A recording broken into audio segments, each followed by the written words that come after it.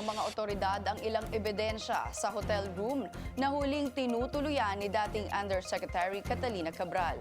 At habang gumugulong ang investigasyon, lumutang din ang posible raw na kaugnayan ni Cabral sa dating may-ari ng Ayon Hotel. Si Hannity para sa Politico Update. Kasama ng kutsilyo, nakahanap din ng cutter ang mga otoridad sa mga gamit ni dating DPWH Undersecretary Maria Catalina Cabral, ayon sa source ng Billionaire News Channel. Yan ay matapos maghain ng search warrant ang NBI sa tinuluyang kwarto ni Cabral sa Ayon Hotel bago siya namatay. Una nang sinabi ni NBI spokesman Palmer Malyari sa BNC na ongoing ang parallel investigation nila tungkol sa manner of death ni Cabral.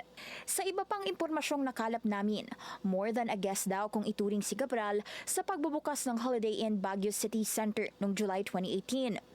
Ayon sa aming source, si Cabral ay kabilang sa mga VIP sa inauguration ng hotel na nooy konektado kay David Sanchez. Siya ang unang inreport ng BNC na di umano'y may kaugnayan kay Cabral, pero totally untrue anya ang mga paratang sa kanilang relasyon. Sa panahong yun, kilala ang Holiday Inn Baguio bilang pag-aari ni Sanchez at ng kanyang mga kapatid in partnership with IHG Hotel and Resorts. Pero sabi ng source ng Billionaire.com, dumaan sa financial trouble ang hotel nung pandemic na nauwi sa disputes sa loob ng pamunuan at kalaunay departure ng huling IHG manager noong 2021. Ilang SEC documents ang lumitaw na as of 2022, si Sanchez ay naging pangulo ng DM Capital. Ito ang inilistang owner ng Holiday Inn Baguio bago ang transition pa Ayon Hotel. Sa pinakabagong records ng SEC, nabawasan ang stake ni Sanchez sa DM Capital matapos dagdagan ng kanyang mga kapatid at anak ang kanilang mga hawak na shares. Formal na nagpalit ng pag-aari ang hotel noong 2022, kasabay ng pagpalit ng pangalan bilang Ayon Hotel. Patuloy ang paghingi namin ng panig ni Sanchez. Una nang ibinalita ng BNC na ino-operate ng Potiel Resort Management ang Ayon Hotel.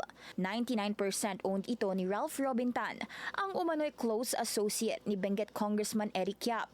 Ang mga footprint na ito, event trail at dokumento ang mas nagpapatibay sa nauna ng pahayag ni DILG Secretary John Vic Remulla sa BNC na naging beneficial owner si Cabral ng Ayon Hotel.